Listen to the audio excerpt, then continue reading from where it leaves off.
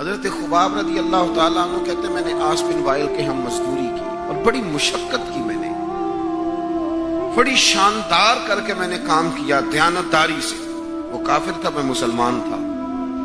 آپ فرماتے ہیں میرے دل میں شوق تھا کہ پیسے ملیں گے تو یہ میں خرچ کروں گا، اور فلاں فلاں فلاں فلاں جگہ میں نے پیسے لگانے۔ بچوں کو بھی بتایا ہوتا ہے آدمی نے کہ پیسے آتے ہیں تو تمہیں فلاں فلاں چیز بھی لے کر کے دوں گا۔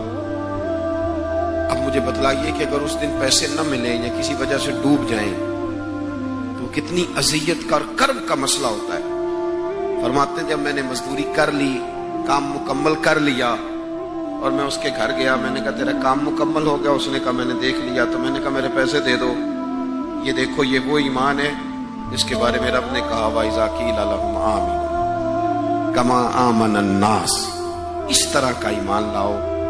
حضرت خباب کہتے ہیں میں نے کہا پیسے؟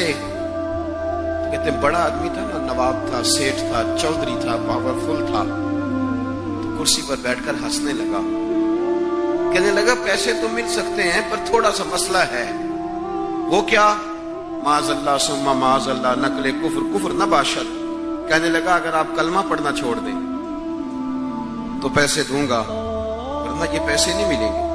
ہم یہ کہہ تو دیتے ہیں کہ صحابہ نے سب کچھ لٹایا، لیکن ذرا اپنے پر اور میرے اوپر اس بات کو لاگو کیجیے گا کہ آپ نے محنت کی ہو، کمر دکھتی ہو، ہاتھوں میں چھالے ہوں، اور پھر وہ رقم جس کی بڑی ضرورت ہو وہ روک دی جائے، تو یہ دعوے کرنا، نعرے لگانا کام تو آسان ہے، لیکن اس جگہ اپنے آپ کو کھڑا کریں۔ وہ رقم تو تب ملے گی، تم تو کلمہ پڑھتے ہو، تمہیں کیسے دے دیں؟ یعنی ان کی مزدوریاں دبا لی جاتی، ان کی تنخواہیں چھپا لی جاتی۔ کہنے لگا وہ تب دوں گا۔ آپ یقین کریں بڑے خوبصورت جملے ہیں۔ حضرت خباب رضی اللہ تعالیٰ عنہ فرمانے لگے اس نے بڑے اعتماد سے بات کی کہ نہیں دوں گا۔ اس کا خیال تھا کہ یہ لڑکھڑائے گا، یہ پچھتائے گا۔ کہتے میں نے بھی رومال اٹھایا اور کندھے پہ رکھا، میں نے اسے کہا یار تو نے میرے ایمان کی بڑی تھوڑی قیمت لگائی ہے، میرا یہ خیال ہے کہ میں اتنے سے پیسوں پہ لڑکھڑا جاؤں گا؟ حضرت خباب فرماتے ہیں مجھے اللہ کی عزت کی قسم وہ میرے سارے پیسے دبا گیا، نہ میرے دل میں ذرا سی رنجش آئی، نہ میرے چہرے پہ ذرا سا بال آیا، پیشانی پہ بال بھی نہیں آیا۔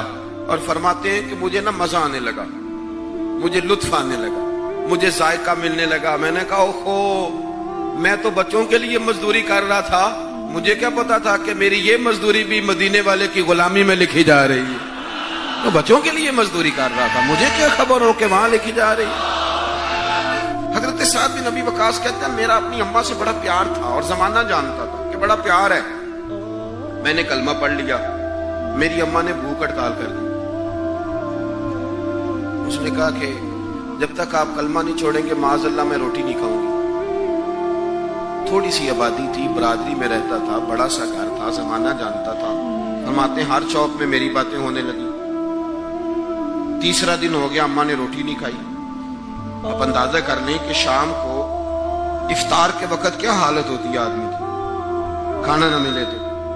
اور تیسرا دن ہو گیا اور بوڑھی اماں، ہر چوک میں بات ہو رہی، اور سعد کی اماں، اور میری ماں کو بھی پتا تھا کہ میں جہاں چاہوں گی مجھ سے محبت کرتا ہے یا وہاں آئے گا۔ آپ فرماتے ہیں ہر چوک میں بات ہونے لگی، ہر جگہ لوگ ذکر کرنے لگے، باتیں چھڑ گئیں، میری ہی باتیں، میرے ہی تذکرے، میرے بارے میں ان لوگوں کا ذکر۔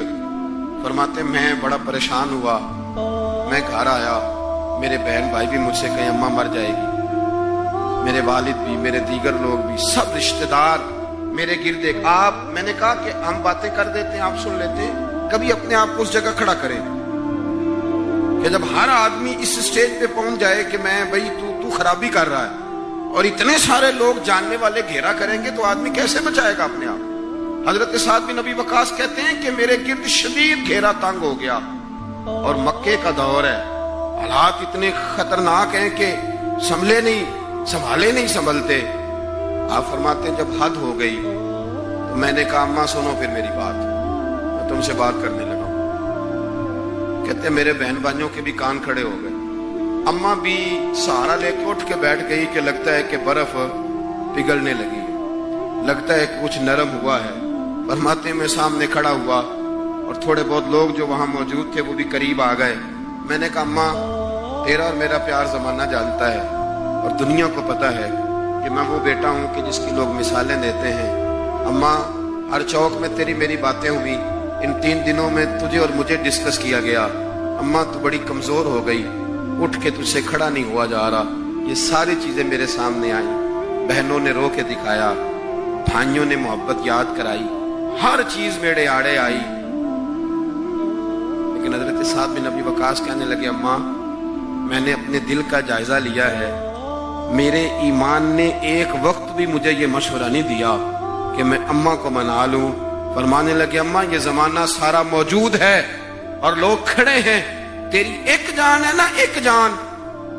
اماں تیری ایک جان ہے, اگر تیری 1000 بھی ہوتی اور ایک ایک کر کے ساری جانیں تیری نکل جاتی تو پھر بھی میں اپنے مدینے والے محبوب کا کلمہ چھوڑنے کو تیار نہیں ہوں. اب تیری مرضی ہے تو روٹی کھا, چاہے بھوک ہڑتال کر, تو اٹھ کے بیٹھ جائے, لیٹی رہے. 1000 جان بھی ہو, ایک ایک کر کے نکل جائے تو ایمان پر سودے بازی ہو سکتی. وَإِذَا قِيلَ لَهُمْ آمِنُوا كَمَا آمَنَ النَّاسُ, اس طرح ایمان لاؤ جس طرح یہ لوگ ایمان لائے ہیں. حضرت سعد بن ابی وقاص یہ نعرہ لگا کے نا, نعرہ مستانہ لگا کے, یہ نعرہ لگا کے تو چلے گئے. حضرت سعد بن ابی وقاص چلے گئے. آپ باہر نکلے تو اماں اٹھ کے بیٹھی, کہنے لگی روٹی لاؤ بھائی. انہوں نے کہا, اماں جی بھوک ہڑتال بس. کہنے لگی, میرا ہی تو بیٹا ہے نا, میں نے پیدا کیا, میں نے پالا, میں رگ رگ سے واقف ہوں. میں جیسے کہتی تھی ویسے کرتا تھا, میں جیسے چلاتی تھی ویسے چلتا تھا. اس نے کہا تھا نا عشق ایک ڈھونگ ہے, تو میں نے کہا تجھے عشق ہو خدا کرے, پھر کوئی تجھے اس سے جدا کرے, تو اسے تسبیحوں پہ پڑھا کرے, تو اسی کا نام جپا کرے, تو گلی گلی پھرا کرے, پھر میں کہوں کہ عشق ایک ڈھونگ ہے اور تو نہیں کہا کرے. فرمانے لگی کہ میں جانتی ہوں, مجھے پتہ ہے میرا بیٹا ہے, میری گود میں پلا بڑا ہے, میں جیسے کہتی تھی ویسے کرتا تھا, لیکن اگر میرے سے بڑھ کے بھی کسی سے پیار کرنے لگا ہے تو کچا نہیں کرنے لگا, یہ سچا ہی کرنے لگا ہے. اب یہ واپس لوٹے گا.